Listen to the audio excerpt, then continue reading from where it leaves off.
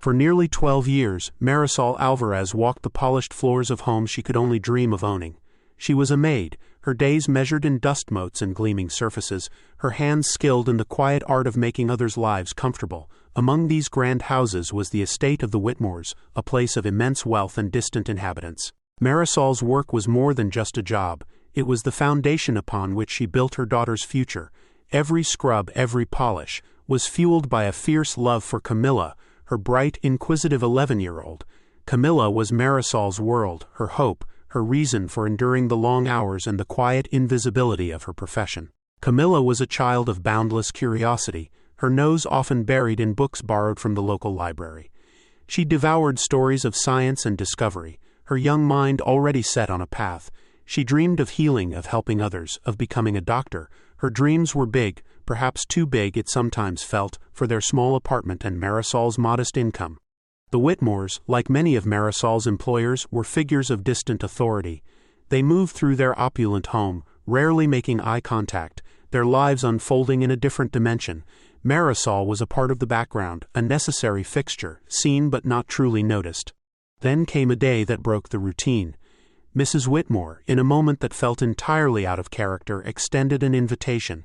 It was for Camila, a formal card inviting her to Abigail's 12th birthday party. Abigail was Mrs. Whitmore's daughter, a girl Camila had seen only in glimpses, usually accompanied by a dismissive glance or a sharp word. The invitation was a shock.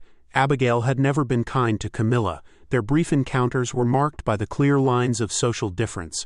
Why now? Marisol felt a knot of worry tighten in her stomach. She knew the potential for hurt in such a setting. But Camila, despite her quiet nature, possessed a spark of adventurous spirit. She was curious, eager to see the world that existed behind the grand gates and manicured lawns. She wanted to understand the lives depicted in the books she read, lives so different from her own. Her curiosity outweighed Marisol's apprehension. Determined to help Camila feel her best, Marisol took on extra cleaning shifts. She saved every spare dollar, her goal to buy Camila a dress that, while simple, would be elegant and appropriate for the occasion. It was a small gesture, a mother's way of trying to smooth the edges of a potentially difficult experience.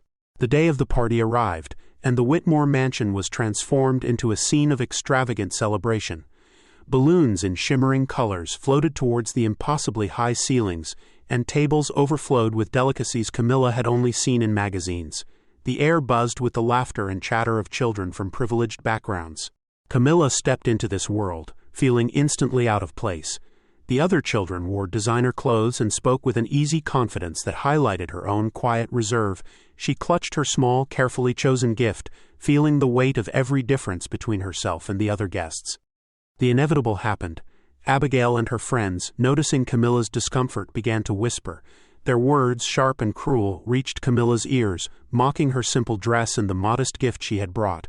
The joy of curiosity quickly turned to the sting of humiliation. Overwhelmed and heartbroken, Camila sought refuge. She slipped away from the noise and the stares, finding her way into the vast manicured garden. There, away from the judging eyes, she found a quiet corner near a gentle pony offered for rides and pictures. In the presence of the calm animal, she finally felt a sense of peace. The party continued inside, but the garden offered a different kind of company. It was there that Julian Hart arrived, a little late, a figure of quiet influence amidst the boisterous celebration. A billionaire tech investor, he was a friend of the Whitmores, but his presence felt less about the party and more about a brief obligation. Julian noticed the young girl by the pony, her small figure radiating a quiet sadness amidst the festive backdrop. He was struck by her stillness, her grace, so different from the boisterous energy of the other children. He approached her, intrigued by her solitary presence. He spoke to her gently, and Camila, surprised but sensing his kindness, responded. She murmured something about how animals don't judge you, a simple observation that held a depth of feeling that resonated with Julian. Her words and the quiet dignity with which she spoke them captured his attention. Marisol, ever watchful, saw Julian speaking to Camila and approached them hesitantly. Julian met her, and in their brief interaction, he was profoundly impressed. He saw Marisol's quiet strength and the deep bond between mother and daughter. He recognized a rare quality in both of them. Their conversation was interrupted by Abigail, who arrived with a group of friends, her tone sharp. She reminded Camila that the pony was for pictures, not for lingering, reinforcing the social divide and making Camila feel small once more. The moment of connection was broken, but the impression on Julian remained. The next day, the unexpected continued. Julian Hart contacted Marisol, not through the Whitmores, but directly. He invited them to lunch, a simple request that held the weight of something significant. Marisol, still reeling from the party, agreed, her heart a mix of apprehension and hope. At lunch, Julian spoke directly to Camila, asking her about her experience at the party, about feeling out of place. Camila, finding a safe space in his genuine interest, spoke honestly about the whispers and the feeling of being different. Julian listened intently, his expression one of understanding. Then he revealed the reason for his invitation. Julian explained that he ran a foundation dedicated to identifying bright, promising young people from underrepresented backgrounds. His program provided scholarships and mentorship, offering opportunities that would otherwise be out of reach. Looking directly at Camila, he made an offer that took Marisol's breath away. He offered Camila a full scholarship, covering everything she would need, and a place in his foundation's comprehensive program. It was a chance to pursue her dreams without the crushing weight of financial barriers. Marisol was overwhelmed, tears welling in her eyes. She stammered, trying to express her gratitude, but also voicing a deep-seated feeling of inadequacy. "We're nobodies," she whispered, the words reflecting years of feeling invisible, of being on the outside looking in. Julian's response was firm but gentle. He assured them that Camila was far from a nobody. She possessed immense potential, a sharp mind, and a kind heart. He spoke of Marisol's strength, her dedication, recognizing the sacrifices she had made. He saw their worth, not their circumstances. With Julian's words echoing in her heart, Marisol accepted the offer. It felt like a door, long locked, had suddenly swung open, revealing a future she had only dared to dream of for Camila. It was a leap of faith, a step into the unknown, guided by the kindness of a stranger. Julian's foundation moved quickly. Within weeks, Camila was enrolled in an enrichment program at a prestigious private academy, a place of manicured lawns and imposing buildings, a world away from her old neighborhood school. It was a whirlwind of new experiences and daunting challenges. Her former teacher, a woman who had always recognized Camila's potential, was overjoyed and supportive. But back in her old neighborhood, some of her former classmates reacted differently. There was resentment, whispers of favoritism, and critical remarks about her sudden change in fortune. It was a painful reminder that opportunity could sometimes breed envy. At the new school, Camila faced challenges on multiple fronts. The academic rigor was intense, demanding more than she had ever been pushed before.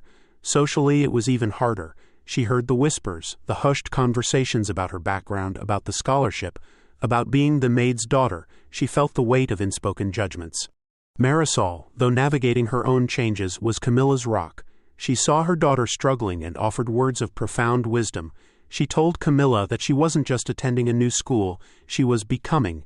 She reminded her that she belonged wherever she carried her kindness, her intelligence, and her integrity. Her mother's words were a lifeline. The foundation paired Camila with a mentor, Rosa, a successful professional who had also come from a modest background. Rosa understood the unique challenges Camila faced and provided guidance, support, and a listening ear. She helped Camila navigate the academic pressures and the social complexities of her new environment. Inspired by Julian's belief in potential, Marisol also began her own journey of growth. She enrolled in courses in hospitality management, using her years of experience in wealthy homes as a foundation. She was building her own future, not just for herself, but to stand alongside Camila as they both reached for new heights. Julian, seeing Camila's progress and resilience, had another request. He asked her if she would be willing to film a video for the Hart Foundation, sharing her story. He believed her journey could inspire others facing similar barriers. Camila, though initially hesitant, agreed. Standing before the camera, Camila spoke her truth. She talked about where she came from, the love of her mother, the sting of feeling invisible, and the unexpected hand that had lifted her up. She spoke with quiet power about not letting her starting point define her destination, about the importance of being seen and given a chance. The video was released and quickly went viral. Her authentic voice, her vulnerability, and her message of hope resonated with people from all walks of life. It brought unprecedented awareness to the Hart Foundation and its mission, inspiring donations and applications from countless other deserving students. Among those who saw the video was Abigail Whitmore. Seeing Camila speak with such grace and strength, sharing the very experiences Abigail had contributed to, brought a wave of humility. Later, Abigail reached out to Camila, offering a sincere apology for her past unkindness. Camila continued to excel at the new school. With Rose's guidance and her mother's unwavering support, she found her footing. She discovered her voice in class discussions, no longer afraid to share her perspective. She joined clubs, making genuine connections with peers who saw her for who she was, not where she came from. She still faced skepticism from some wealthy parents, those who questioned her presence or whispered about charity cases. But Camila stood her ground, her confidence growing with each challenge overcome. She realized that her background wasn't a limitation, but a part of her story, a root that grounded her while her branches reached for the sky. She was no longer living a story written by others, she was writing her own. Years later, the journey came full circle in a remarkable way. Camila, now a confident and articulate young woman, was invited as the guest of honor to the Heart Foundation's annual gala. The event, a celebration of potential and opportunity, was being held at a familiar location, the Whitmore estate. Julian Hart introduced Camila to the assembled guests, a room filled with influential figures, philanthropists, and supporters of the foundation. He spoke of her journey, highlighting the powerful transformation from a young girl carrying plates in the background to a beacon of hope carrying her voice to inspire thousands. Camila stepped onto the stage, the same stage where she had once felt so small and out of place. She delivered a powerful, unscripted speech that captivated the room. She spoke about the profound impact of being seen, of the transformative power of investing in potential, regardless of where it originates. She spoke of her mother's strength, Julian's belief, and the responsibility she felt to pay it forward. Her words hung in the air, raw with emotion and truth. The room erupted in a standing ovation. Many guests moved to tears by her story and her message. It was a moment of profound validation, not just for Camila, but for every person who had ever felt invisible. After her speech, Abigail's mother approached Camila, her eyes filled with regret. She apologized for her past assumptions and admitted how wrong she had been about Camila. It was a quiet moment of reconciliation, a testament to the power of growth and understanding. True to her word, Camila used her platform and her resources to give back. She helped fund a community center in her old neighborhood, a place designed to provide resources and opportunities for kids just like she had been. She visited the center often, sharing her story, inspiring young girls to hold on to their dreams, no matter how distant they seemed. A vibrant mural was painted on the side of the community center, depicting Camila's journey, a small figure looking up at a grand house, then walking confidently towards a bright horizon. It served as a constant reminder to everyone who saw it. Where you begin is not where you end. Camila's story became more than just her own. It became a beacon of hope, a testament to resilience, and a powerful reminder that potential is everywhere, waiting to be seen.